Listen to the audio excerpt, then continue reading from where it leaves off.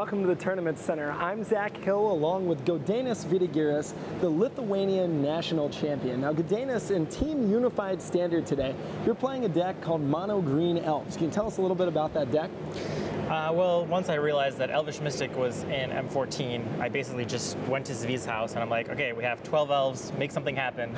Here's my sketch, but make it better. And basically we toyed around with it and came up with something that I think is pretty good. And Zvi, you mean Hall of Famer, of course, Zvi Małkiewicz, yes, known for making decks like this. Now, in Unified Standard, what that means is that all three of your decks can have no more than 4 total of a given card. And well, what is it your teammates are playing today? Jund and blue-white-red. Okay. 2 obvious decks. Right, so all 5 colors, can't play Thragtusk, can't play Sphinx's Revelation, and so you decided to go with mono green monsters, I guess. Yeah, I mean, I like the deck on its own, and given that they want to play those 2 decks, I mean, this was pretty much a no-brainer for... It's cool. So let's take a look at some of the cards in the deck. I have to say, it's easy to get excited about a deck with this many monsters in it. I guess this is kind of like the reason you're playing that. You have 4 Craterhoof Behemoth, 4 Garrett Caller Beasts, 4 Wolfer Silverheart, and 4 Colonian Hydra. Now that's a lot of hard hitters, a lot of expensive spells. We'll get to how you cast them in just a little bit, but for right now, how did we choose this suite of threats? Well, I mean, Hydra is probably just by far the fastest clock you can do on any reasonable amount of mana, and Behemoth just kills people at unreasonable amounts of mana. So then it was the next best 5-drop, and it was basically between this and Thragtusk. Thragtusk is great in Jund, where you're like cranking out advantage and winning slow games, but given the fact that the rest of my deck doesn't do anything, you want these cards to kill people, and Silverheart is, you know, basically 12 damage. So that's... So the idea behind the deck is you just get one of these out, you attack your opponent with it until they're dead. Yep. And seems pretty good. Given that everything else is a creature, Garrett is obviously the nuts. And I know a lot of people said that Garrett Caller Beast at 6 mana doesn't really affect the board by itself. A lot of people said that was a little bit too expensive to play in Standard. Why is it not only good enough to play, but good enough to play 4 copies of? I mean, every card in my deck is a creature, and we're ramping to him, basically. I mean, he's the inspiration for the deck, basically. Really? So, I mean, it's trying to get him into play and then just find more guys, or put Behemoth into play. Actually, him -1 Behemoth kill you happens way more often than you think. And so you just play Garrett, you use the second ability, get Behemoth into play, he triggers, and you go crazy. Okay. Yep. So let's take a look at how you actually cast all of these spells. Sort of the inspiration of the deck, as you mentioned, you've got 4 copies of Elvish Mystic, 4 copies of Arbor Elf, Avacyn's Pilgrim, who's a human monk and unfortunately not an elf. Yeah, they kind of missed that one. Yeah. You know, Very I guess sad. there were no elves in Innistrad. Unfortunately. The creative team always ruining deck building. And Elvish Archdruid, of course. Now, I mean, in many ways, this is kind of I guess a little kid deck. I mean, you don't like show up to a tournament, you're like, oh, I'm going to play all of my elves and figure out how to break it. Can you explain to us why this engine is not only powerful, but good enough to play here at the World Magic Cup? I mean, it's really consistent, because, I mean, more than half your deck is lands and elves, so you're just going to get a lot of mana. No matter, I mean, basically almost any draw is just going to get you a lot of mana, and then if you can figure out what to do with that mana, you can have a good deck out of it. So, I mean, that's really all it comes down to, is you're going to have elves, you're going to have mana, do something. And so it was really the printing of Elvish Mystic here that gave you, the 12 1-drops that you needed in order to make sure you do the same thing every game? Yeah, basically. I mean, him and his synergy with the Archdruid, I mean, if they print another human, we might not be here, but, you know. But fortunately they did. Okay, so that's kind of the core of the deck. You've got a few supporters right here, if we can go ahead and take a look at those. You've got 4 copies of Elvish Visionary and 2 Acidic Slime. Now, Elvish Visionary doesn't really make mana, doesn't really attack, doesn't block that well. Why are you playing this guy? It's an elf, it powers Archdruid, it digs me into my creatures. I mean, it has nice utility overall. It's, I mean, it's kind of filler, but it does a lot of useful things, and I've really been liking it, so I think it's here to stay. I mean, I like the card a lot. Cool, and speaking of versatility, I mean, you've got all these other 5-mana cards that kill your opponent in 2 attacks.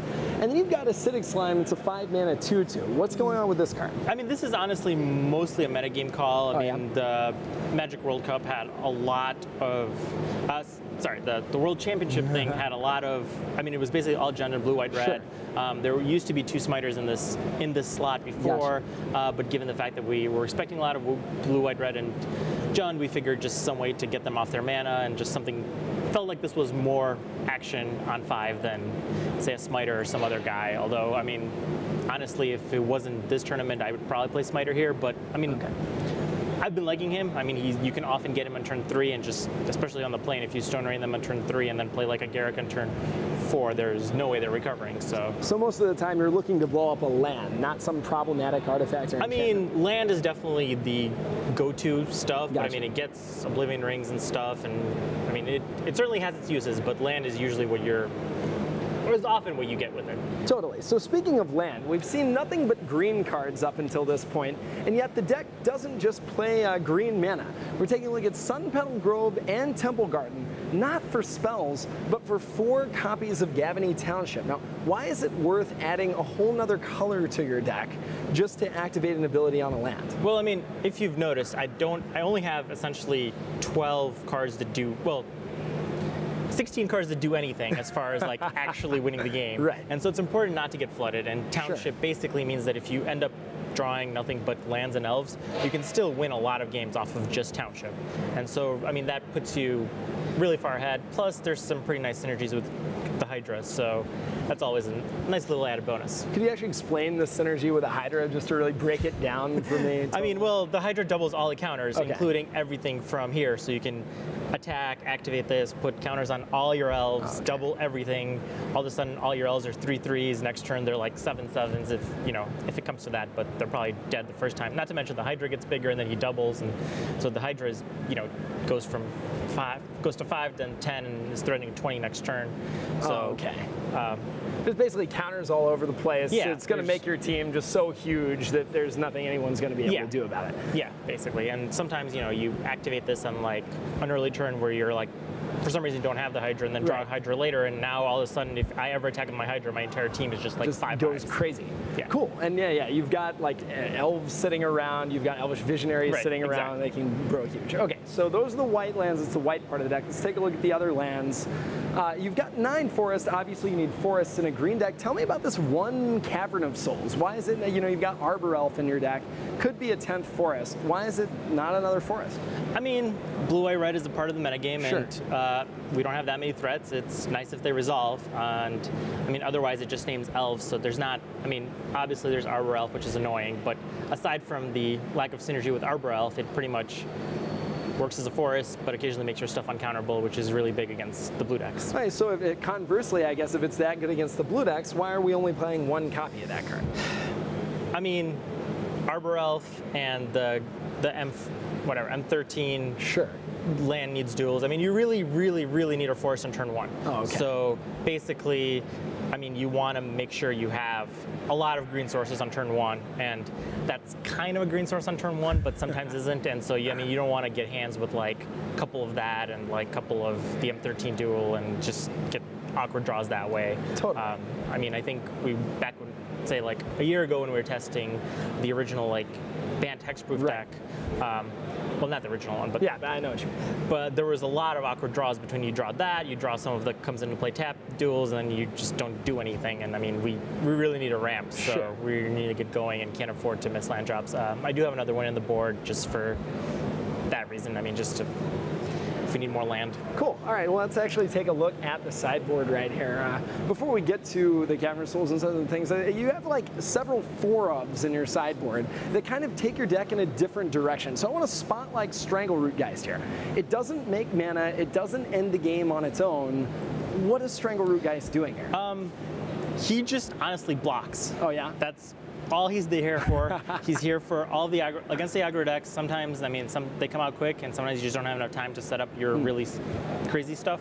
So you just play him, block a couple times, and then play your crazy stuff. Yeah, like against, sometimes he trades, sometimes you just block and buy some time. Yeah, very often he trades with, 2, or, I mean, very often he trades with 2 guys. So, I mean, he's really great at that. I mean, sometimes he gets pillared or whatever, but if he's getting pillared, then an elf isn't getting pillared. So that's all, I mean, it's pretty much all upside on elves. We basically, or against aggro, I mean, we basically needed something to do against them that just in case we don't have 5 right away. Totally. And so he fits that build perfectly. Well, and another card that fits the bill very nicely against aggro is the 4 copies of Tree of Redemption. This is kind of some Innistrad block technology.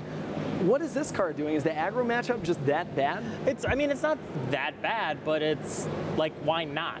Is really the answer. I mean, Zvi had talked me down to like 3 or something, but I've been loving this card so much, and just, I mean, they really can't beat it that well. I mean, there's occasional shenanigans with the you can't gain life card or whatever, but aside from that, I mean, they're attacking with like 3 3s and Boros Reckoners, and you're just like block and then gain 13 life, so good luck. Seems pretty powerful. So if you're bringing in Strangleroot Geist and Trees in these matchups, really quickly, just what are you taking out? You're just taking out your high end. I mean, your you don't need the Behemoths in that matchup because your other 5-drops are probably going to kill them. You probably shave some Elvish Visionaries because while they are pretty awesome, they don't really, as I say, they don't really block out that well. They kind of just, they're not that fast. So just take out your high end and Visionaries and just drop some Trees and Strangleroot Geist and block. Seems pretty good. Okay, so let's round out the sideboard really quickly here. We've got 3 Garruk Relentless, 2 Ranger's Guile, the additional Caverner Souls, and the 1 Vorapede. Now, it seems like each of these cards kind of does something different, so why don't you just start at the beginning and walk us through what these are doing here? I mean, Garruk Relentless is mainly for Olivia. Oh, okay. Honestly, Olivia Voldaren? Yes, Olivia Voldaren does kind of ping your big guy and then take it, so that's really bad for you. Seems like it. So if they play Olivia, you just play a Garruk. I mean, he also has a bunch of other utility against Jund in particular, so he's not, I mean, he does a bunch of stuff, but he kills Olivia. That's really why he's really what got him the spot in the sideboard. And is he better than something like Pithing Needle? I think so. I mean, honestly, that's somewhat debatable, but I think so because, I mean, they still have a fly. I mean, he does other stuff. Pithing Needle doesn't do much else against them. I mean, he might Pithing Needle like a Garruk or Wolfrun or something, maybe, but like none of those cards are that good against us anyway. So, but honestly, Pithing Needle was like, those 2 were being discussed. Like it was Garruk, Pithing Needle, and Plummet were like the 3 cards we were just talking about. Oh, Plummet, that's going deep right there. It was going a little deep, which is why we're not there, but. Okay, cool. So Ranger's Guile, +1/+1 against Hexproof, marginal limited card, World Magic Cup sideboard card. Why are we playing Ranger's Guile? You got to protect your big guys sometimes. As some decks just, after board, they bring in a bunch of removal, and so your Hydra's going to kill them, but sometimes they have removal or Azorius Charms or whatever, and you just protect them and they die. All right, Avoid Fate Plus, sounds like. Okay, you've talked about Cavern of Souls, why it's in the main deck, good against blue, white, red. Yeah, that also against Jund. I mean, it's actually here for Jund, ironically. Oh, really? Okay, explain that. Against Jund, after board, a big part of the plan is just try to kill all of your elves. And so you just want more land. And so now they're going up lands, we might as well make one that's also good against blue, white, red. Totally. So that's kind of why it's there right now. Okay, that's really interesting. And finally, you've got another big 5-drop in Vorapede. Is that also against Jund? Yeah, mainly. It's more resilience, I mean, a slightly more resilient 5-drop that was pretty good. So. And they're not playing like Sever the Bloodline usually. Yeah, they're not really playing anything. They usually have to kill it twice. They usually can't. I mean, he hits hard, so it's going to be hard for them to just beat him. Aside from Olivia, but you know. We've covered that earlier with Garruk. Yeah, kind of. All right, awesome. Gaudenis, thank you so much. A really exciting deck. Mono Green Elves, Gaudenis Vidugiris, Lithuanian national champion. I'm Zac Hill here at the World Magic Cup. Let's watch some more Magic the Gathering.